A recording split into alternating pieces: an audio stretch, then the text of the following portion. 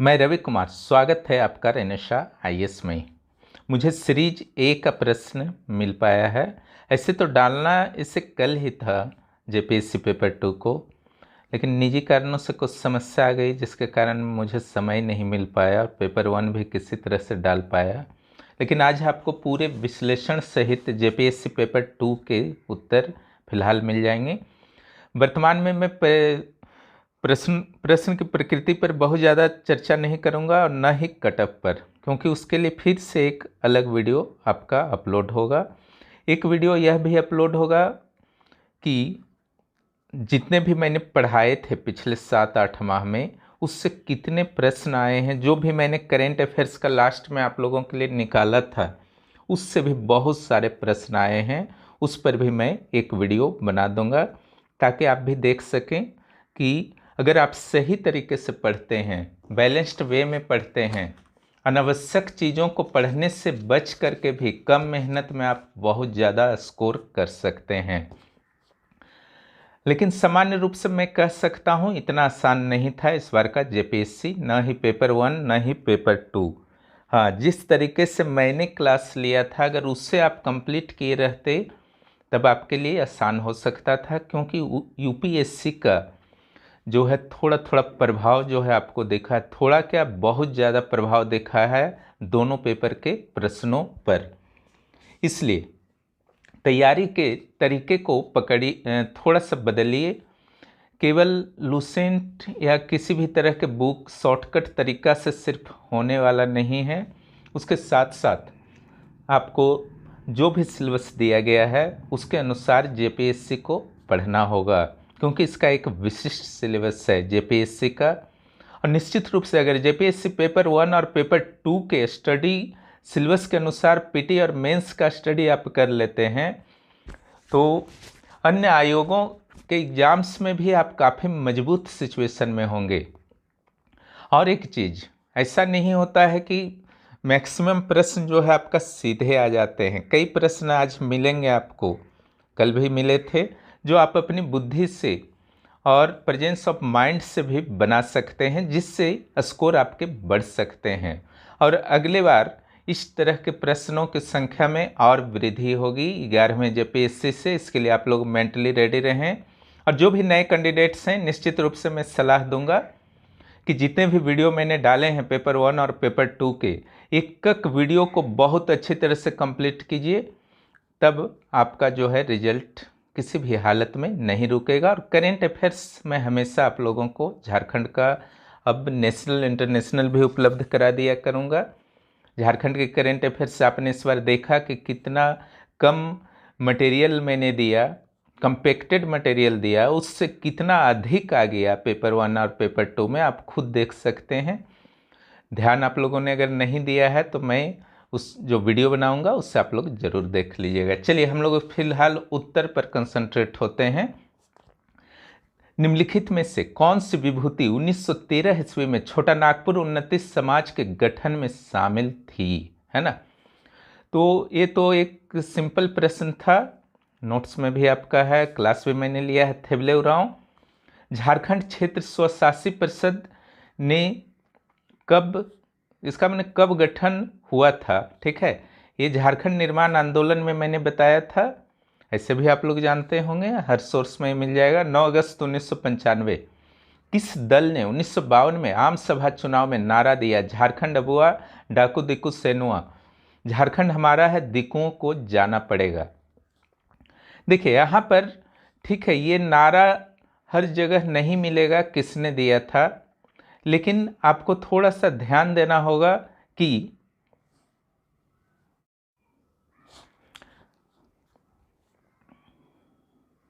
Hello hello hello. चलिए अगले प्रश्न पर हम लोग आते हैं। फूलो झानो मुर्मू मेडिकल कॉलेज किससे संबंध है? तो ये तो मैंने करेंट अफेयर्स में आपको दिया था कि फूलो झानो मुर्मू मेडिकल कॉलेज संथाल परगना क्षेत्र से है, नाम बदला गया है हाल ही में। तो ये दोनों तो आपका छट गया। अब यहाँ फंस जाएंगे आप, है ना। यहाँ मुर्मू है, यहाँ पर सिद्धो कान्हो है। अब यहाँ पर अगर आप अच्छी तरह से स्टडी नहीं किए हैं तो फंस जाएंगे, लेकिन उसका भी एक उपाय है जिससे आप कन्फर्म उत्तर फंसने के बाद भी निकाल सकते हैं। अब क्या उपाय है? तो देखिए, ये तो महान विभूति हैं सिद्धो कान्हो झारखंड के। और कोई भी बड़ा संस्था का नाम जब किसी महान विभूति के नाम से रखा जाता है तो सामान्यतः टाइटल के साथ ही रखा जाता है, ठीक है, ताकि उन्हें सम्मान मिले। उस आधार पर आप बी को कर सकते हैं।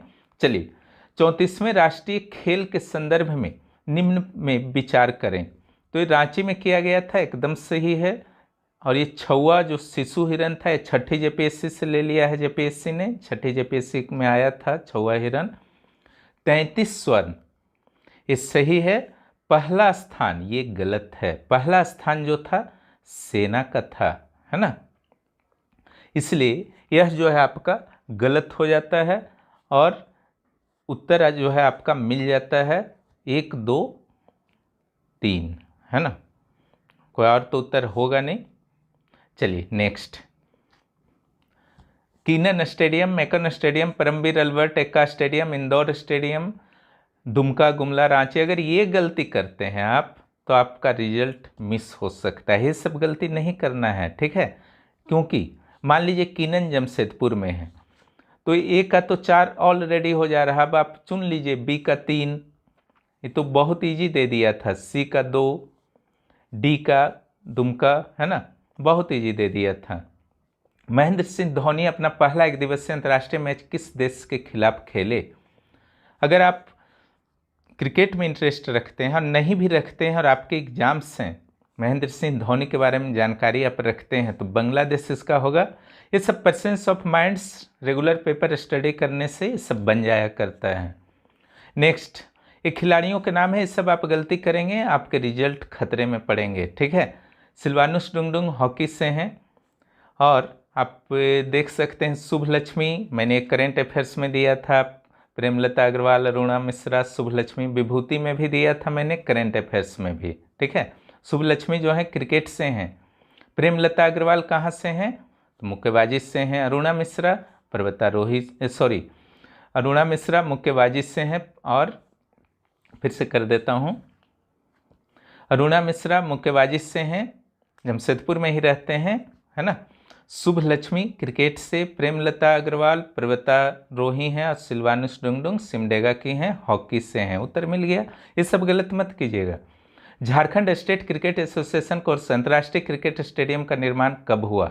ये 2013 है, याद है तो आपको प्लस पॉइंट है, हालांकि पुराना घटना है लेकिन खेल सेक्शन से दे दिया है। छोटा नागपुर काश्तकारी अधिनियम की कौन सी धारा भूमि के संबंध में अधिभोगी रैयत के अधिकार के संदर्भ में?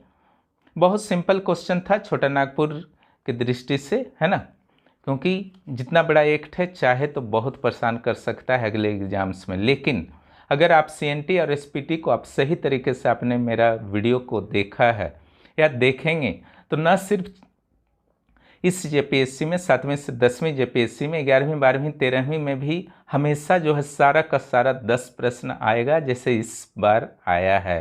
मैंने पहले ही आपको कह दिया था कि सारा प्रश्न आएगा और अगला बार भी आएगा, है ना। और इसका जो संशोधन का स्पेशली मैंने दिया है, धारा 21 का संशोधन का जो स्पेशली मैंने दिया है कि क्या क्या 2016 में संशोधन करके कुछ एक्स्ट्रा अधिकार दिए गए एसपीटी और सीएनटी दोनों में, उसको भी आपको अच्छी तरह से करना है। जितना भी पढ़ाया गया है उसको अच्छी तरह से कीजिएगा। बुक आपको मैं पढ़ने को नहीं बोल रहा हूँ, मैं बस बोल रहा हूँ कि सारा वीडियो देख लीजिए, जो मेरा टेस्ट पेपर है उसको बस दे दीजिए, उतना तैयारी काफ़ी होगा, उससे ज़्यादा कुछ करने का नहीं ज़रूरत है, हमेशा आएगा, निश्चिंत रहिए 100%। छोटा नागपुर काश्तकारी अधिनियम के अंतर्गत सर्वेक्षण करने का अधिकार, अभिलेख, आदेश देने की शक्ति, है ना। सिर्फ आदेश अधिकार अभिलेख रहता तो आप डाल देते राजस्व अधिकारी, लेकिन यहाँ आदेश देने की शक्ति, है ना, तब ये दोनों तो आपका इससे ही छट जाता है। छोटा मोटा ये अधिकारी हैं डी और सी, एक उपायुक्त में आप कंफ्यूज हो सकते हैं, ठीक है। लेकिन यहाँ सर्वेक्षण वर्ड और अधिकार वर्ड दोनों है तो आपको इसके साथ जाना चाहिए, राज्य सरकार के साथ। कोरकर भूमि, देखिए कोरकर भूमि धान भूमि होता है, समझ गए ना, और उसके अलावा सदानों की भूमि को कोरकर भूमि भी कहा जाता है। तो यहाँ पर देखिए निश्चित रूप से थोड़ा सा कठिन प्रश्न आपके लिए बन रहा था, लेकिन इसका उत्तर जो आपका होगा यह सभी होगा, क्योंकि जल साजन और अरियत तो आपका होगा ही, ठीक है। ये थोड़ा अजीब टाइप का आपका वर्ड दिया है, लेकिन ये आपके मेरिट को प्रभावित नहीं करेगा, निश्चिंत रहिए। सही हो गया है किस्मत से, तो बहुत अच्छी बात है। निम्नलिखित में से कौन काश्तकारी के वर्ग में नहीं है, ठीक है। ये तो बहुत अच्छी तरह से आपका समझाया गया है, भूंयहर का सवाल ही नहीं है, वहाँ पर नाम तक नहीं है, ठीक है। 31 नंबर आइए, छोटा नागपुर काश्तकारी अधिनियम कब अधिनियमित किया गया? 11 नवंबर 1908। सिंपल प्रश्न है ये, ऐसे फैक्चुअल है, फैक्चुअल भी है और कंसेप्चुअल भी है। वहाँ पर पृष्ठभूमि से मैंने समझाया है अच्छी तरह से, आप देख सकते हैं वीडियो को, वहाँ मिल जाएंगे।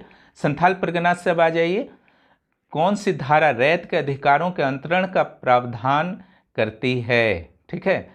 रैयत के अधिकारों का अंतरण का,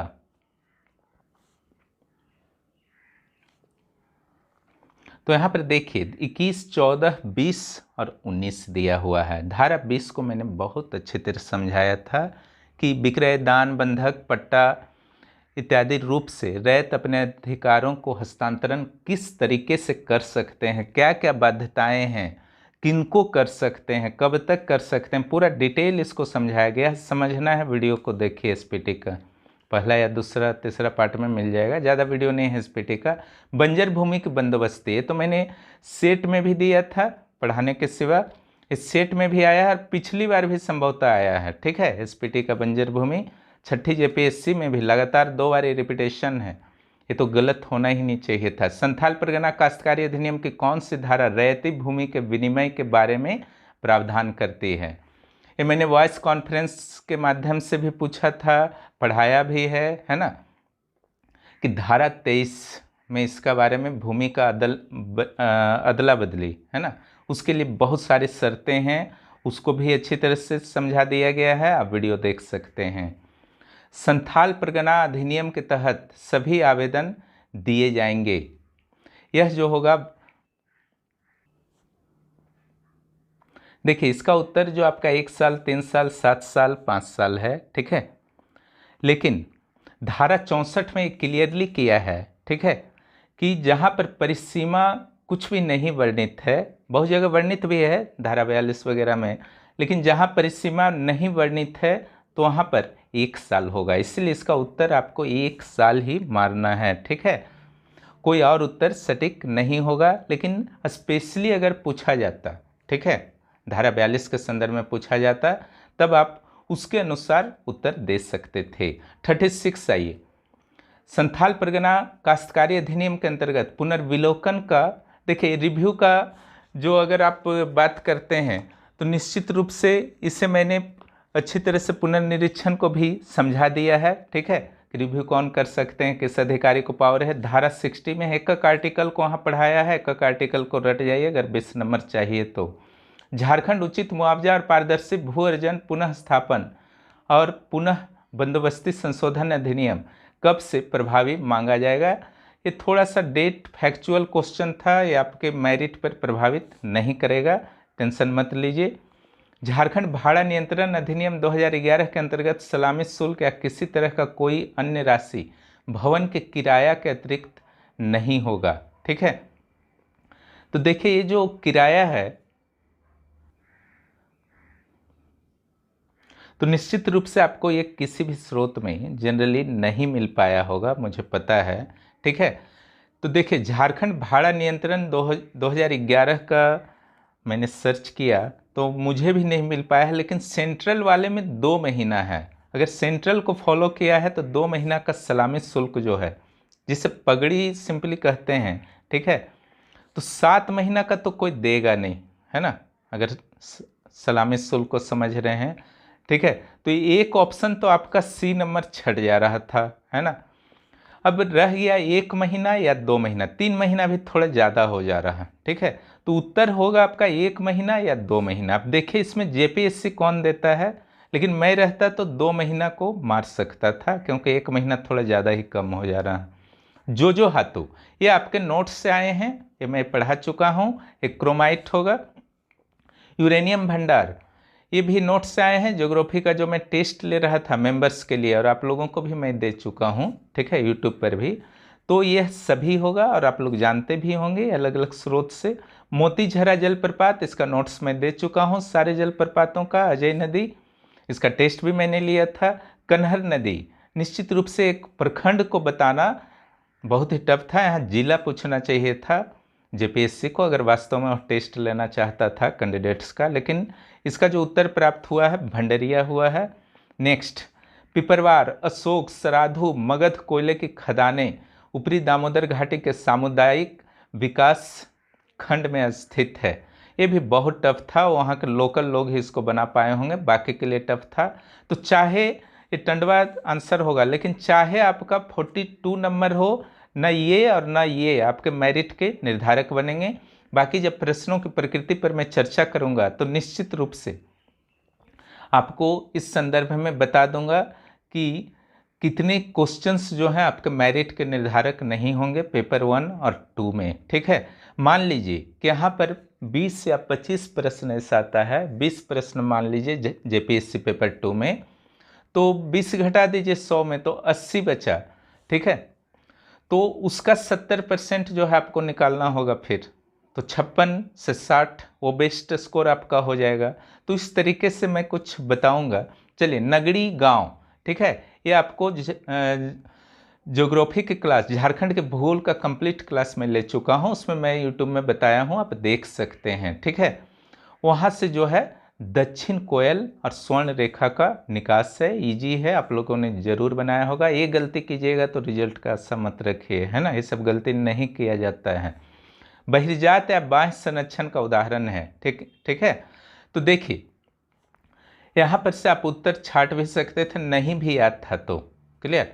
बेतला नेशनल पार्क हो या पलामू हो या पालकोट हो, इन लोग नेचुरली जो है वो इन सिटू है, क्लियर, एक्स सिटू नहीं है। यानी कि इन सिटू और एक्स सिटू का अर्थ समझ लीजिए, मुख्य परीक्षा जेपीएससी में आपके हैं। एक सिटू का जो अर्थ होता है कि एक सिटू का जो आपका अर्थ होता है यह होता है, हाँ, तो देखिए झारखंड में बहिर्जात या बाह्य, तो एक सिटू इन सिटू होता क्या है। ठीक है, एक फोन आ गया था इस कारण डिस्टर्ब हुआ।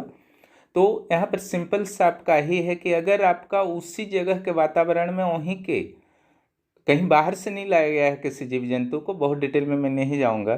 ठीक है, तो इन सिटू और बाहर से भी लाने की व्यवस्था है तो एक्स सिटू। ठीक है, तो यहाँ पर एक ही अलग आपको लग रहा है जैव पार्क, बायोलॉजिकल पार्क, इसके इंग्लिश को भी आप देख सकते हैं, सॉरी जियोलॉजिकल पार्क। ठीक है, तो यहाँ पर अपने आप जो है तीनों में आपका छट जा रहा है, समझ गए ना। ये नेशनल पार्क है, सेंचुरी से थोड़ा बड़ा होता है, ये सेंचुरी है, सेंचुरी तो ऐसे भी छट जा रहा है। ठीक है, और दूसरा यहाँ पर एक क्लू और आपको मिलता है, अलग अलग समय आप पेपर में पढ़ते होंगे कि बिरसा मुंडा जैव पार्क में यहाँ कभी अहमदाबाद से, कभी साउथ इंडिया से किसी किसी जीव को लाया जाता है। ठीक है, और यहाँ पर फिर उसका केयर किया जाता है ताकि झारखंड में जैविक विविधता जो है बनी रहे। नेक्स्ट, भारत राज्य वन रिपोर्ट 2019, झारखंड में वन का आवरण क्षेत्र कितना है, एक करेंट अफेयर्स में मैंने डाला था, टेस्ट भी कराया है। ठीक है, 29.62%। 2019 के आंकड़ों के अनुसार झारखंड में प्रति व्यक्ति वन वृक्ष, ये भी आपके करेंट अफेयर्स में मिल जाएंगे जो मैंने लास्ट में निकाला था। ठीक है, काफ़ी कम है, 0.08 हेक्टेयर है। झारखंड में किस सेंचुरी का क्षेत्रफल सर्वाधिक है, इसका तो स्पेशल नोट्स ही मैंने दे दिया था, क्लास भी लिया था। ठीक है, पलामू सेंचुरी, यहाँ से 2 प्रश्न आए हैं। ठीक है, क्षेत्रफल वाला और सबसे पहला स्थापन। झारखंड में औद्योगिकरण सुनिश्चित करने के लिए सरकार ने कुल कितनी नीतियां बनाई हैं। ठीक है, ये मुझे कंफर्म उत्तर नहीं मिला है और ये कोई आपका रिजल्ट को इफेक्टेड करने वाला नहीं है, सही हो गया तो आपका किस्मत। निम्न कथनों पर विचार करें, 40% एकदम सही है। नीचे देखिए, सीधे नीचे आइए, एक सही है, कौन कौन छट गया देखिए, उत्तर ऐसे ही निकाला जाता है, ए और सी छट गया, बचा बी और डी का टेंशन। ठीक है, दूसरा, ईज ऑफ डूइंग बिजनेस के रूप में वर्तमान में देश का दूसरा रैंक है, ये मैंने बताया था, आंध्र पहला, ये करेंट अफेयर्स में आपको दिया गया है, 5वां। ठीक है, भारत झारखंड का 5वां है। औद्योगिक नीति 2000 में बनाए गए थे, गलत है। ठीक है,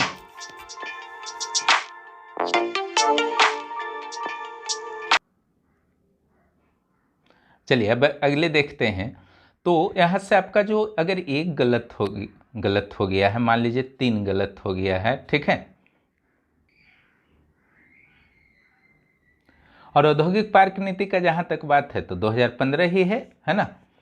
तो सही कौन कौन हो जा रहा है आपका, देखिए सही जो आपका यहाँ पर हो जा रहा है, ए सही हो जा रहा है और 4 सही हो जा रहा है। तो उत्तर जो आपका आएगा 1 और 4 आएगा, ठीक है। अब यहाँ पर समस्या ये है, ठीक है, कि कौन इसको क्या छोड़ दिया जाए एग्जाम हॉल में, ठीक है। तो क्या नेगेटिव मार्किंग है, नहीं है, तो क्यों छोड़ेंगे, नहीं छोड़ना है। तब उत्तर कौन सा मारा जाएगा जब 1 4 दिया नहीं है ऑप्शन, ठीक है।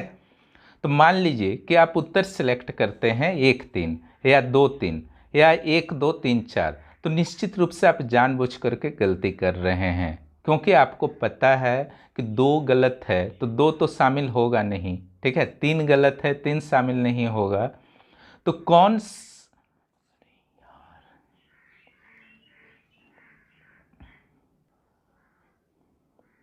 यानी कि जब 1 और 4 सही है, ठीक है, तो यहाँ पर जो ध्यान से देखिए यहाँ सही नहीं है दिया गया है, ठीक है।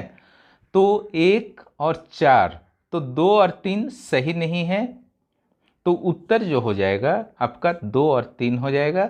मैंने भी देखिए ध्यान नहीं दिया था कि लग रहा था मुझे सही है पूछा गया, चलिए उत्तर सही है, प्रश्न मुझे लग रहा था गलत है, लेकिन गलत नहीं है, ठीक है। 2 और 3 जो है आपका सही नहीं है, ठीक है। यही सब ध्यान थोड़ा सा रखना पड़ता है एग्जाम हॉल में। प्रत्यावर्तन और पुनर्वास नीति के संदर्भ, इसका तो मैंने स्पेशली क्लास लिया था अच्छी तरह से, ठीक है। 2009 वामपंथी उग्रवादी वाला भी मैंने बताया ही था, ठीक है। वामपंथी उग्रवाद का तात्पर्य उन्हें ये बहुत ही कठिन है इसका पता लगाना, ठीक है।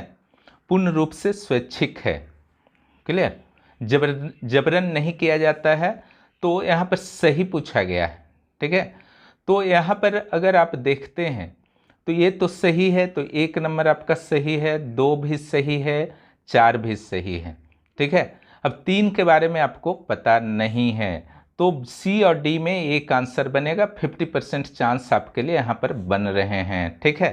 तो मैं तो यही सलाह दूंगा कि आप डी के साथ ऐसे प्रश्नों में जाइए, ठीक है। यहाँ पर 50% आपके चांसेस रहेंगे। झार क्राफ्ट की स्थापना कब हुई, प्रेजेंस ऑफ माइंड का क्वेश्चन है, 2006 है, अक्सर पेपर्स वगैरह में आता रहता है।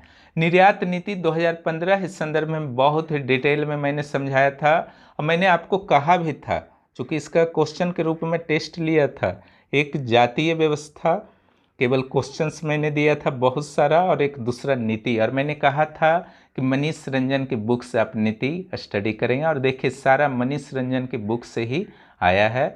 चूँकि मनीष रंजन के बुक में बहुत अच्छी तरह से कलेक्शन किया गया था सारी नीतियों का, इसलिए मुझे लगा कि इसे पढ़ाना उचित नहीं, उस क्वेश्चन वहाँ नहीं था तो मैंने क्वेश्चंस को दे दिया, यही मेरी स्ट्रेटजी थी।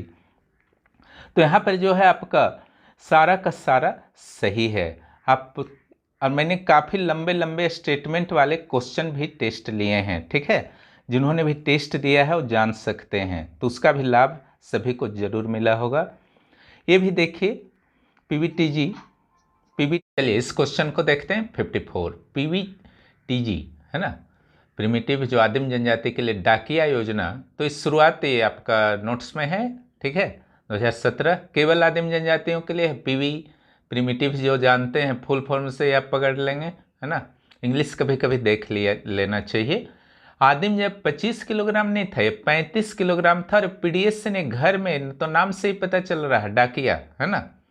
तो आपका जो अब यहाँ पर ध्यान दीजिए कि क्या पूछा गया है, तो यहाँ पर सिंपल पूछा गया है क्या सही नहीं है, सॉरी सही है, तो 1 और 2 हो जाएगा, आपका उत्तर मिल जाएगा। उसको थोड़ा ध्यान दीजिएगा, सही और सही नहीं। 31 मार्च 2019 तक हैवी कॉरपोरेशन ने अपनी कुल भूमि, देखिए थोड़ा सा लंबे स्टेटमेंट वाला प्रश्न है, समझ गए ना। कुल भूमि ने अपनी कुल भूमि के 2691 एकड़ जमीन, जो उसका पास जो कुल भूमि था उसके में से 2691 एकड़ जमीन उसने क्या किया था कि झारखंड सरकार को प्रदान किया था 2691 एकड़, और इसी में शामिल है 656। और इसके अलावा जो बता रहा है 158 एकड़ जमीन CISF को प्रदान किया। तो यहाँ पर 656 से आपको कोई मतलब नहीं है ना, क्योंकि उसी में शामिल है 2700 में ही। तो 2700 के बाद सीधे आप आ जाइए 158, और उसके बाद लीज पर दे दिया 356, और 380 एकड़ करीब जो है आपका अतिक्रमित है। तो ये 4 हो गया। तो है भी तो कुल भूमि, तो HEC के पास अब कितनी एकड़ भूमि बची हुई है? तो देखिए हम लोगों के पास ये आंकड़ा कहाँ से आएगा सरकारी, लेकिन ये आपको मैंने दिया था नोट्स में कि HEC के द्वारा जो विस्थापित जमीन है, समझ गए ना। और आप मनीष रंजन में भी देख सकते हैं पेज नंबर 10.15 पर कि भारी इंजीनियरिंग कॉरपोरेशन को जो है उसके कारण विस्थापित भूमि जो है टोटल मैं देख रहा हूं कि 9,200 एकड़ है। क्लियर? तो अगर इस आधार पर हम लोग बात करते हैं तो आप 2691, 158, 380 और इस सारे को जोड़ दीजिए आप, लगभग समझ गए ना। अगर इतना को आप जोड़ देते हैं तो निश्चित रूप से आपका लगभग जो है बच रहा है आपका 3200 माइनस होगा 6000 एकड़ बच रहा है। ठीक है? तो मनीष रंजन वाले जो बताया गया है कि 9200 एकड़ भूमि है, जो आपको मैंने दिया भी था नोट्स में। तो ये 9200 अगर यहाँ पर याद रहता तो उसमें आप माइनस करते तो 6000 एकड़ आ रहा है, जो किसी ऑप्शन में नहीं है। अब एक किस डाटा से इस प्रश्न को दिया गया है वो तो कहना मुश्किल है, लेकिन अगर 6000 भी आप निकाल लेते तो इसके आसपास का जो उत्तर आपका रहा C, तो आप C मार सकते थे क्योंकि उसको छोड़ना तो है नहीं। समझ गए ना। ये जो है TRF limited, Tata steel SSC limited के TRF की, तो थोड़ा टफ क्वेश्चन था, ये आपके रिजल्ट पर प्रभावित नहीं करेगा। ये 1962 है। DVC हाइडल प्लांट की कुल स्थापित क्षमता कितनी है पावर प्लांट्स की? ठीक है, तो अलग अलग पावर प्लांट्स की मैंने क्षमता दी थी। ठीक है, हालांकि टफ क्वेश्चन में मैं शामिल कर रहा हूं 147 मेगावाट। अब आई हुडको Vedanta limited, Dalmia cement Bharat limited. ठीक है, तो यहाँ पर देखिए ये थोड़ा सा टफ क्वेश्चन है, चूंकि थोड़ा सा लीक से हट करके पूछ दिया, छोटा छोटा कंपनी का नाम पूछ दिया है। तो ये हुडको जो अगर एक भी पता है, हुडको जो है हरमू में है, या फिर आप आसपास में रहते हैं जानकारी है, ठीक है, तो आप निश्चित रूप से बना देते, क्योंकि एक भी पता है तो आपके लिए थोड़ा सा इजी हो जाएगा प्रश्न। हुडको जो है आपका हरमू में है और वेदांता जो है बालीडीह में है। ठीक है, तो इससे उत्तर आपको मिल जाएगा। झारखंड टेक्सटाइल फुटवेयर नीति का उद्देश्य मैंने सारा चीज बता रहा आपको। ठीक है, ये प्रश्न तो मैंने लगता है दिया भी है प्रैक्टिस के लिए। तो ये कब बनाया गया था टेक्सटाइल नीति झारखंड की? ये पहले भी लगता है एक और प्रश्न इससे आया है, ये भी मनीष रंजन से है, और इसका क्वेश्चन मैंने जो है दिया भी। तो निश्चित रूप से मैंने ये आपको क्लियरली कहा था, आप सारे नीतियों को जो है आपको मनीष रंजन से पढ़नी है, और जो मैं क्वेश्चन दे रहा हूँ उससे सॉल्व करना है। तो देखिए इसका लाभ आपको भारी मिला है। 2016 में ये था, सब सिंपल प्रश्न हो जाता है अगर आपने उस रणनीति का पालन किया होगा।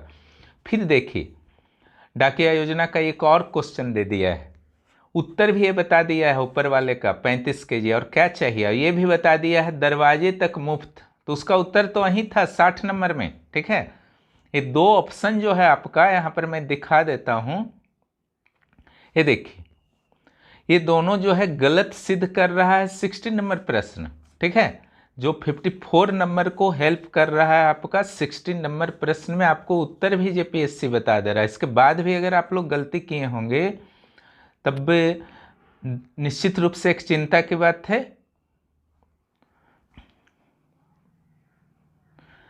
हाँ, ये हमारा कहना है कि इस टाइप का गलतियां एग्जाम हॉल्स में मत किया कीजिए। तो आदिम जनजाति आबादी को घर तक पहुंचाने का कब शुरू किया गया? लगता है इसका उत्तर ऊपर भी दिया हुआ है क्या? मैं 1 मिनट देखता हूँ। 54 देखिए, 54। देखिए इसका उत्तर यहाँ दिया है, बड़ा आश्चर्य का बात है। शुरुआत 2017 में हुई। मान लीजिए आपको पता नहीं है, लेकिन फिर भी एक क्लू तो मिल रहा ना, और वो तो सही है। ये मैंने दिया है आपको, करंट अफेयर्स वाले नोट्स में भी दिया है। देखिए दोनों में एक दूसरे का एक तरह से उत्तर है, थोड़ा सा भी बुद्धि से काम लेते। 4 नंबर आपके हाथ में। चलिए अगले प्रश्न पर। ग्रामीण क्षेत्रों में विकास के अवसरों को भुनाने वाली जोहार परियोजना का लक्ष्य झारखंड के परियोजना क्षेत्रों में लक्षित लाभार्थियों के द्वारा चुनिंदा कृषि गैर कृषि क्षेत्र में घरेलू आय बढ़ाना, विविधता लाना। जोहार परियोजना मैंने करंट अफेयर्स में दिया है। अब देखिए यहाँ पर कैसे आपको आंसर छांटना था। मान लीजिए आपको नहीं पता है, अंतर्राष्ट्रीय मुद्रा कोष तो होगा ही नहीं, है ना। ये दीर्घकालीन ऋण, सॉरी, ये देता है आपका व्यापार असंतुलन से संबंधित ऋण देता है, वो तो समाप्त हो गया। ठीक है, अब बचा ये 3। ठीक है, 3 में ब्रिक्स बैंक भी IMF टाइप का थोड़ा सा है, समझ गए ना। अब रहा आपका विकास बैंक, एशियाई विकास बैंक। यहाँ में आप कंफ्यूज हो सकते थे, लेकिन मैं रहता तो B नंबर को उत्तर देता, और आप भी संभवतः B ही मारते अगर इतना छाट लेते तो। क्लियर, क्योंकि इस टाइप का डेवलपमेंट वर्क के लिए ये भी देता है, एशियाई विकास बैंक भी देता है, लेकिन ज़्यादा पॉसिबिलिटीज अगर आपको चुनना है दोनों में एक, तो विश्व बैंक आप जरूर चुनते। मुख्यमंत्री हरित ग्राम योजना, ठीक है, यह मनरेगा के तहत चलती है। एक गांव में केवल 1 इकाई लगाई जा सकती है। योजना आमतौर पर 100 पौधे लगाए जाते हैं। पहुंच मार्ग, आंतरिक सड़क, रैखिक वृक्षारोपण। ठीक है, तो जब ग्राम हरित योजना है, ठीक है, जब हरा योजना है तो D तो होगा ही, सच नहीं है तो D तो आपका होगा ही। अब यहाँ पर जैसे मनरेगा के तहत चलती, इसको मैं पेंडिंग रखता हूँ। अभी देखिए B और C में कैसे आपको एक छांटना है। इस योजना के तहत एक गांव में केवल 1 इकाई लगाई जा सकती है। और इस योजना, मान लीजिए आपको नहीं पता है, पुराना योजना है, मान लीजिए इस, ऐसे मैंने डाला है योजना वाले में, इस योजना के तहत आमतौर पर 1 इकाई में 100 पौधे लगाए जाते हैं। क्लियर, अब मान लीजिए कि यहाँ पर 100 पौधे अगर 1 इकाई में, इसको हम 1 मिनट के लिए सही मानते हैं। ठीक है, इसको मान लीजिए हम सही मानते हैं। तो अगर 1 इकाई में 100 पौधा, तो क्या 1 ही इकाई एक गांव में लगेगा? यानी कि मात्र 100 पौधा ही लगेगा एक गांव में, इतना बड़ा गांव में। ठीक है, ये पॉसिबल नहीं है, B गलत हो जाएगा। तो यहाँ पर क्या हुआ कि B और C में एक गलत होना जो है पक्का है, तो A नंबर जो आपका सही हो गया। अब B और C में कौन सा उत्तर हमको लेना है, वो यहाँ पर तो आपको थोड़ा डिसीजन लेना होगा। ठीक है, तो आपको निश्चित रूप से एक गांव में केवल 1 इकाई लगाई जा सकती है, ज़्यादा उचित नहीं लगता है। ऐसे आपको पता नहीं चलता कि आखिर इकाई है क्या, लेकिन जब बता दिया है नीचे में कुछ क्लू मिला है, सही गलत का तो मैटर नहीं है, कि 100 पौधे लगाए जा सकते हैं। ठीक है, तो आप B में जा सकते हैं। लेकिन अगर आपको लगता है नहीं 100 ही क्यों होगा, अगर 1000 2000 होगा 1 इकाई में, तब तो 1 ही इकाई लगेगा। ठीक है, तो यहाँ पर भी गलत हो जाएगा। ठीक है, 2000 और ये सही हो जाएगा। तो 50-50 का चांस आपका B और C के मामले में बन सकता था। हालांकि इसका उत्तर जो है आपका B है ना, 1 इकाई लगा जा सकती है, वो गलत है। 63, निम्न में से कौन सा विश्वविद्यालय कॉलेज झारखंड सरकार के हाल ही में शुरू मारंग गोमके जयपाल सिंह मुंडा प्रवासी छात्र शामिल नहीं है? ठीक है, कुल देखिए 22 विश्वविद्यालय हैं, तो इसमें कौन शामिल नहीं है, यह जो है लिस्ट हमारे पास नहीं है। ठीक है, या आप इंटरनेट में तलाश कर सकते हैं। लेकिन चूंकि आपका Leeds, London school of economics, Oxford जो है, तीनों बहुत ही नामी विश्वविद्यालय, तो हो सकता है कि इसका उत्तर जो है रीडिंग होता, शायद मैं रीडिंग ही मारता। 64, हालांकि वो कन्फर्म नहीं है। झारखंड के मेसो अस्पताल के बारे में क्या सही नहीं है? ठीक है, तो देखिए इसकी भी उत्तर मुझे नहीं मिल पाई है। क्लियर, इसको थोड़ा सा आप लोग देख लेंगे। 64 नंबर। 65, न्यूनतम वन क्षेत्र, आपके करंट अफेयर्स में दिया गया था। जामताड़ा, प्रतिशत में भी क्षेत्रफल में भी जामताड़ा। झारखंड में खेती योग्य बंजर भूमि का प्रतिशत। ठीक है, यह मैं ज्योग्राफी में आप लोगों को पढ़ा चुका हूं। हालांकि मैंने कहा था मेरे पास 2001 का डाटा है झारखंड के भूमि उपयोग का, 2001 का, जब बिहार से अलग हुआ था। तो खेती योग्य बंजर भूमि it means area under cultivable waste land, है ना। तो इसका अर्थ जो सिंपल जो होता है ना, बंजर गलत वर्ड यूज किया है, प्रति वर्ड यहाँ पर यूज होना चाहिए जो मैंने दिया था। तो 2001 में जो डाटा मैंने आपको प्रदान किया है, आप देख सकते हैं प्लेलिस्ट में जा करके कि कृषि योग्य प्रति भूमि यह है 3.5%। क्लियर। तो ये सब बहुत ज़्यादा डाटा नहीं बदला करता है इतना जल्दी 15-20 साल में, इसलिए मेरे विचार से डी नंबर जो है सबसे बेस्ट आंसर होगा 3.6, क्योंकि वही करीब है ना। ये आप वीडियो में देख सकते हैं झारखंड के भूगोल, जहां भूमि उपयोग का मैंने डाटा दिया है। स्थापना के दृष्टिकोण से झारखंड के किस पार्क सेंचुरी की स्थापना सबसे पहले हुई है, इसका मैंने काफ़ी डिटेल दिया था, आपको याद होगा ही, ठीक है। और इस सबसे पुराना जो है आपका पलामू सेंचुरी है, जो लातेहार जिला में है, ठीक है। जब लातेहार विभाजन हुआ तो लातेहार में आ चुका है। झारखंड वन विभाग के एक हर्बल डेमोन्स्ट्रेशन नर्सरी की स्थापना कहाँ पर की गई है, जो प्रदर्शन, प्रशिक्षण और विस्तार गतिविधियों को बढ़ाई गई है। ये मुझे जानकारी नहीं थी, लाल खटंगा में है। ये आपके मेरिट पर इफेक्ट नहीं डालेगा, सही हो गया है तो आप लोगों को बधाई जिनका सही हुआ है। झारखंड में झरिया के पश्चात, ये मैंने पढ़ाया है ना, इसको आप देखेंगे। क्लियर। ये मैंने आपको अच्छी तरह से पढ़ाया है। तो झरिया तो आपका सबसे बड़ा बेल्ट है ही झारखंड का, उसके बाद का जो बेल्ट है कर्णपुरा है। क्लियर। अभी इन दोनों में कौन बड़ा है, दक्षिण कर्णपुरा, उत्तरी कर्णपुरा, तो कम से कम ए और बी तो आपका छट गया है, ए और बी तो छट गया है। तो मेरे पास जो डाटा है कि जो आपका झरिया का जो इलाका है लगभग 800 किलोमीटर स्क्वायर है, ठीक है। कोयला का कितना है, झरिया का 800 है। और दक्षिण कनपुरा और उत्तरी कनपुरा का कंबाइंड जो है 1424 किलोमीटर स्क्वायर है, ठीक है। और ये दोनों कन्फर्म है कि छोटा है, ठीक है, झरिया से छोटा है दक्षिण उत्तरी। अब दोनों का जो पर्सनल अलग अलग क्या एरिया है ये मेरे पास उपलब्ध नहीं है, तो ये दोनों में कोई एक उत्तर होगा, दक्षिण या उत्तरी कनपुरा। मैंने पढ़ाया था आपको कि अरगड्डा कोयला परत जो है दक्षिणी कनपुरा में है, तो आप दक्षिणी कनपुरा के साथ अंततः जा सकते थे, लेकिन इसका एक्यूरेट एरिया का आंकड़ा मेरे पास दोनों का नहीं है। लेकिन ए और डी उत्तर नहीं होगा, क्योंकि दूसरा सबसे अधिक पूछा गया है। झारखंड नहर सिंचाई के मामले में बुरी तरह से पिछड़ा हुआ है, क्योंकि ये जो है प्रेजेंस ऑफ माइंड से आपको बनाना है, वर्षा नहीं है, पूरी तरह से गलत है। 140 सेंटीमीटर पर ईयर जो है यहाँ पर वर्षा है। किसान शुष्क खेती का उतना एडवांस नहीं है झारखंड, है ना।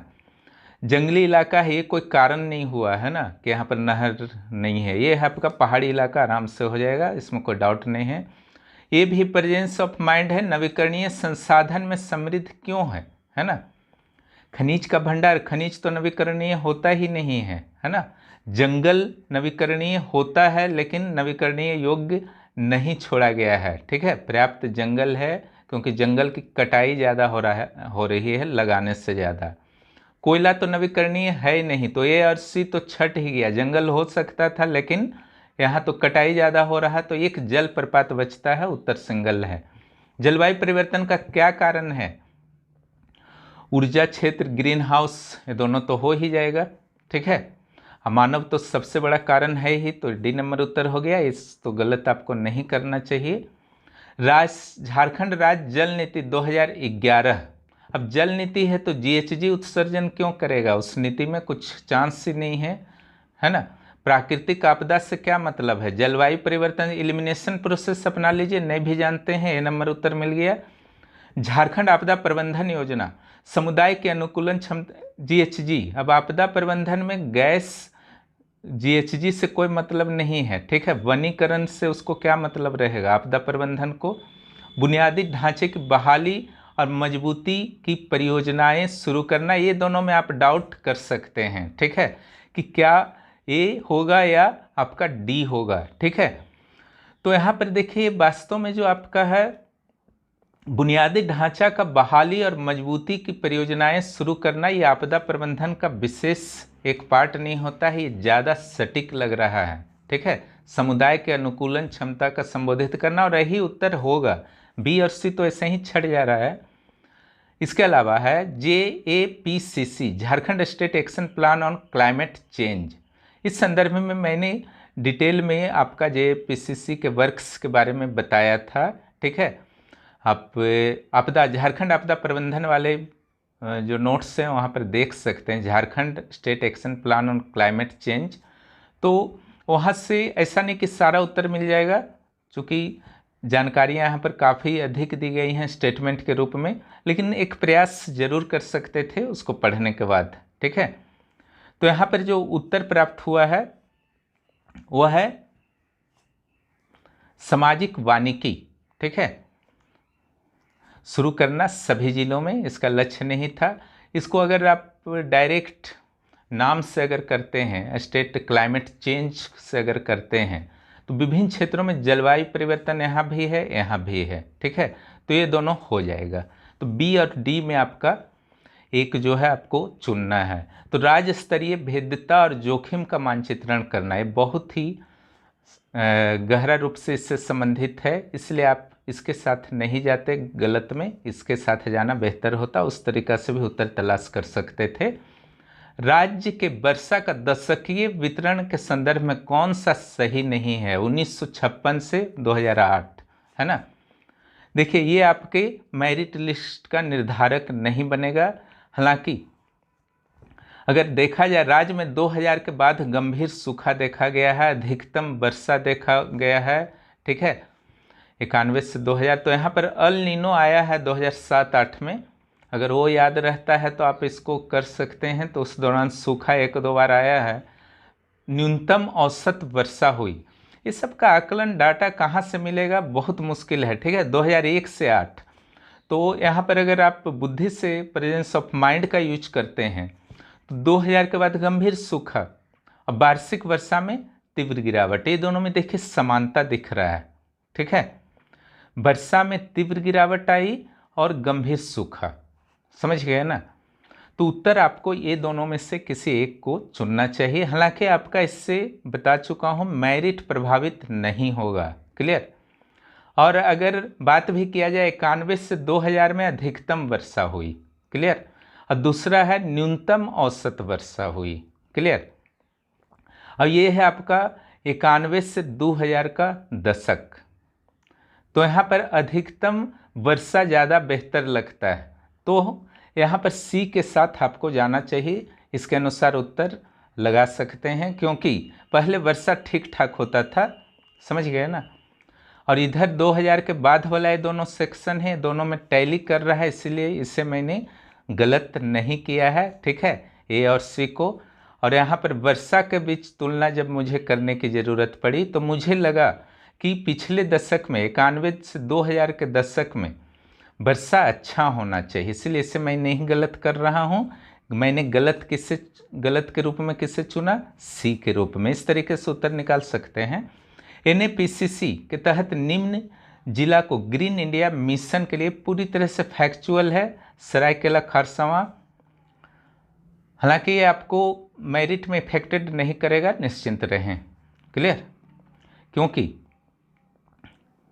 क्योंकि कहीं ना कहीं इस सभी के लिए समस्या बना होगा और सारे लोग तुक्का ही मारे होंगे। खनन के प्रभावों को कम करने के लिए राज्य सरकार के किस राज्य के मॉडल के अनुरूप विधायी उपाय लाने का प्रस्ताव लिया है? ठीक है, अब देखिए प्रस्ताव है, उसका भी क्वेश्चन दे दिया। तो ये कहाँ से मिलेगा आपको? मुश्किल है ना। ये सब एक्सपेक्टेड क्वेश्चन नहीं होता है, मेरिट लिस्ट का निर्धारक नहीं होगा, लेकिन बुद्धि से आप वर्क कर सकते हैं। कैसे बुद्धि लगाना है इसका उत्तर खोजने के लिए देखिए, एलिमिनेट टेक्निक अपनाइए। पंजाब नहीं होगा, वहाँ खनन होता है, पंजाब में कुछ नहीं होता है। पंजाब को पहले छाटिए, अब ABD बचा है, क्लियर। अब महाराष्ट्र में जो है खनन उतना अधिक नहीं होता है लेकिन बहुत ज़्यादा नहीं होता है। अब खनन प्रदेश जिस तरीके से झारखंड है, तो आंध्र प्रदेश में बहुत ज़्यादा खनन होता है और उड़ीसा में भी बहुत खनन होता है। 2 ठो तो बी और सी तो मैं तुरंत छाट देता एग्जाम हॉल में, है ना। आपको भी छाट देना चाहिए था। जिन्होंने छाटा है निश्चित रूप से उनकी प्रेजेंस ऑफ माइंड बहुत अच्छी है, इसमें कोई दो मत नहीं है।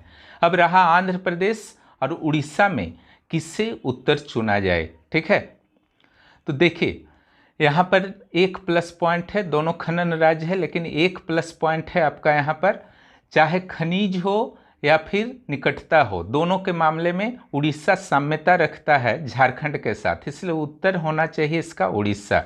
ऐसे मैं कन्फर्म नहीं हूँ, लेकिन यही उत्तर होना चाहिए, आप देखेंगे। चलिए नेक्स्ट, निम्नलिखित में कौन सा निकाय संसाधन जुटाने और समान अनुकूलन योजना के समय डिलीवरी सुनिश्चित करने के लिए जिम्मेदार है। ठीक है, यहाँ पर भी आपको एलिमिनेशन टेक्निक्स को अपनाना है, प्रेजेंस ऑफ माइंड को करना है, सलाहकार समिति नहीं होगा। क्लियर, सलाहकार समिति जो है नहीं होगा, क्योंकि कहीं ना कहीं से डिलीवरी सुनिश्चित कराना यानी कि आदेश को मानने से रिलेटेड कुछ है ना। कार्य समिति भी नहीं होगा। क्लियर, तो यहाँ पर दो में से किसी एक को आप इसका उत्तर चुन सकते हैं। ठीक है, नेक्स्ट चलिए, JAPCC द्वारा जलवायु परिवर्तन पर राष्ट्रीय योजना कब जारी की गई? JAPCC के द्वारा राष्ट्रीय जलवायु परिवर्तन पर राष्ट्रीय योजना कब जारी की गई? देखिए मैंने संभवतः इसे डाला है अपने नोट्स में, है ना, तो पूरी तरह से मुझे याद नहीं है, लेकिन यह 2009 30 जून 2009 को है। ठीक है, 30 जून 2009 को जारी किया गया था। नेक्स्ट चलिए, झारखंड के IPCC SRES उत्सर्जन परिदृश्य यह दिखाता है। कोई मेरिट लिस्ट में आपका इफेक्टेड नहीं करेगा, सब लोग अंदाजे मारे होंगे। अब यहाँ पर अगर एलिमिनेशन टेक्निक वगैरह कुछ बुद्धि, प्रेजेंस ऑफ माइंड, चूंकि नेगेटिव नहीं है तो कैसे लगाया जाए, ठीक है, उसको देखिए। सर्दियों में गर्माहट अपेक्षाकृत अधिक होगी। ठीक है, तब ये तो IPCC है, तो क्लाइमेट चेंज से रिलेटेड है, तो गर्माहट तो होता ही है। क्लाइमेट चेंज में सर्दी में ज़्यादा गर्मी लगना और गर्मी में और ज़्यादा गर्मी लगना। क्लियर, सर्दियों और गर्मियों में गर्माहट अपेक्षाकृत अधिक होगी।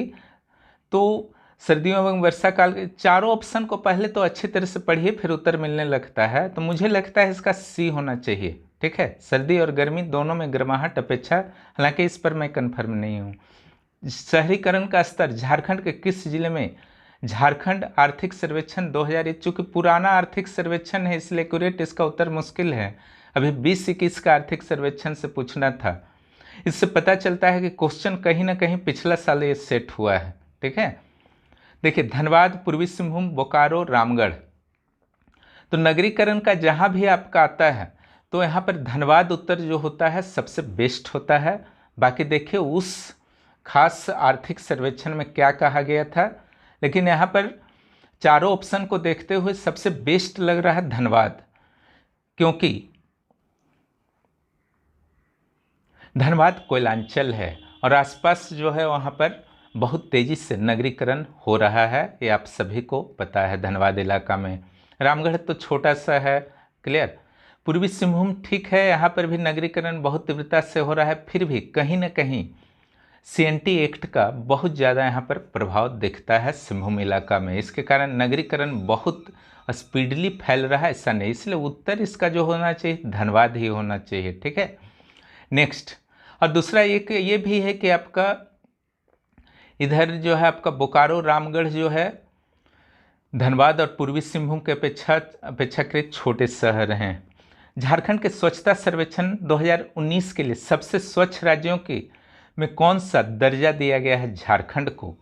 ये जो था दूसरा दर्जा था, ये संभवतः आप लोगों ने सही ही किया होगा, गलत नहीं किया होगा। झारखंड का एकमात्र जिला जिसने 30 सितंबर 2019 तक वर्षा के समान औसत सीमा से थोड़ा अधिक प्राप्त किया, वह कौन सा था? ये मेरिट लिस्ट में निर्धारक नहीं बनेगा, लेकिन प्रेजेंस ऑफ माइंड आपको यहाँ लगाना था, बुद्धि से उत्तर कुछ कुछ करीब पहुँच सकते थे। वर्षा कितना बोला है देखिए, 951 mm सेंटीमीटर में बदलिए, 95 सेंटीमीटर, 95.1 सेंटीमीटर। अब देखिए रांची, रामगढ़ तो ऐसे ही छट गया, इतना कम वर्षा हो ही नहीं सकता है। ठीक है, रांची रामगढ़ में इस सब में ज़्यादा वर्षा होता है। ये रहा दोनों डिस्ट्रिक्ट जो है संथाल परगना का जिला है। ठीक है, साहेबगंज और देवघर, ये सब थोड़ा सा कम वर्षा का क्षेत्र माना जाता है रांची रामगढ़ की अपेक्षा। छोटा नागपुर पठार के क्षेत्र का जो रांची रामगढ़ है, बहुत ज़्यादा इस सब इलाका में वर्षा होता है। तो साहेबगंज और देवघर में किसी एक उत्तर को आप कर सकते थे, समझ गए ना। उत्तर सही होने की संभावना जो है आपका बढ़ जाता है, ठीक है। तो साहेबगंज चूँकि ज़्यादा नॉर्थ में है और उधर से जो साउथ वेस्ट मानसून आता है बंगाल से, तो यहाँ पर कुछ अच्छा खासा बारिश हो जाता है।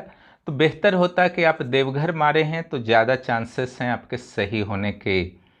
झारखंड के किसानों को कल्याणकारी और वित्तीय सहायता प्रदान करने के लिए सरकार द्वारा मुख्यमंत्री कृषि आशीर्वाद योजना कब लागू की गई? आपके करंट अफेयर्स में मैंने इसे डाला है, ठीक है।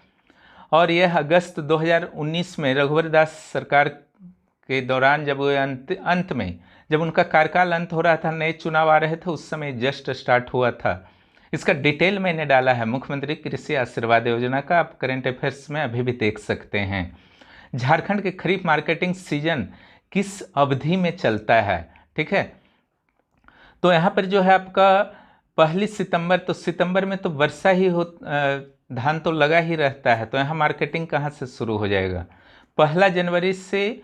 एक तो इतना लेट नहीं होगा, है ना, ये भी नहीं होगा 1 जनवरी से 31 दिसंबर, ये भी थोड़ा सा गलत फील हो रहा है। 1 अप्रैल से, ये तो वित्तीय वर्ष है, ठीक है, ये वित्तीय वर्ष है। तो खरीफ मार्केटिंग का जो बेस्ट मुझे प्रतीत हो रहा है 1 अक्टूबर से लेकर के अगला साल 30 सितंबर तक, ठीक है। स्टार्टिंग जो होना चाहिए 1 अक्टूबर से, उससे आप कैच कर सकते थे उत्तर को। झारखंड सकल राज्य मूल्य वर्धित जीएसबी में औद्योगिक क्षेत्र की लगभग हिस्सेदारी 2019-20 में कितनी रही है? प्रोबेबल पूछा है, एक्यूरेट नहीं पूछा है, ये ध्यान आप रखेंगे, पीआर का अर्थ है। तो देखिए यहाँ पर जो मैंने करेंट अफेयर्स आप लोगों को दिया था, तो वहाँ से आपको उत्तर मिल जाता है, ठीक है। वहाँ पर देखिए 2019-20 का जो दिया हुआ है, आप करेंट अफेयर्स देख सकते हैं, 29%, क्लियर। ऐसे भी सबसे ज़्यादा किसका है? सेवा क्षेत्र का। सबसे कम किसका है? कृषि क्षेत्र का। तो ये मिडिल में कुछ आएगा 30-35% के आसपास। तो 32% जो आपका इसका आंसर एक्यूरेट होना चाहिए, चूंकि 29 से नहीं दिया है ऑप्शन। 150 एकड़ में 120 करोड़ प्लास्टिक पार्क, ये आपके करेंट अफेयर्स से है, ठीक है। देवघर में मुंडा ग्राम प्रधान, धार्मिक प्रधान, ये सब तो काफ़ी अच्छी तरह से आपको पढ़ाया गया है। धार्मिक प्रधान को मुंडा में क्या बोलते हैं? पाहन, पाहन या पाहन। नागवंशी राजा जिसने सुत्याम्बे से चुटिया स्थानांतरित की, राजधानी किसने कब स्थानांतरित की? जो 23 टेस्ट लिया गया है, जो 23 टेस्ट लिया गया, उसको आप देख सकते हैं। सारे 23 टेस्ट में हर राजधानी से संबंधित राजा का नाम है। उसमें प्रताप राय जो आपने देखा होगा, ये क्वेश्चन भी मैंने दिया है, ठीक है। पढ़ा पंचायत के प्रमुख, बहुत सिंपल ये सब है। पढ़ा राजा, ये सब गलत कीजिएगा, रिजल्ट कभी नहीं आएगा प्रीलिम्स में, हमेशा याद रखिए। एक संथाल गांव में ग्राम प्रधान के सहायक को क्या कहते हैं? ठीक है, माझी परगैनत व्यवस्था जो नाम है, तो इसमें जो सहायक होगा नाम है लेकिन प्रमाणिक होगा, ठीक है। नेक्स्ट, मुंडा गांव में पंचायत की बैठक किस स्थान पर होती है? तो आंगन में होती थी, अखरा, ठीक है। शशान तो होगा नहीं, सरना तो पूजन स्थल हो गया, ठीक है। ढोकलो सोहर प्रशासनिक व्यवस्था किस आदिवासी से संबंधित है? ये तो आपका सिलेबस में, ये तो आपका सिलेबस में क्लियरली लिखा है। ये सब गलती करने से रिजल्ट नहीं आया करते सिविल सर्विस के पीटी में, है ना। कुछ मैंने क्वेश्चंस बताया है, जो गलती भी कीजिएगा तो फर्क नहीं पड़ता है, लेकिन ये सब में नहीं। बिटलाहा, ठीक है, सिंपल है, संथाल में बिटलाहा वर्ड है, बाकी में अलग अलग वर्ड्स है जनजातियों में, लेकिन हर जगह ये उपलब्ध है। एक प्रकार की ये सजा है, सामाजिक बहिष्कार दिया जाए, सबसे कठोर सजा माना जाता है, और कठोर सजा है तो कठोर अपराध के लिए है।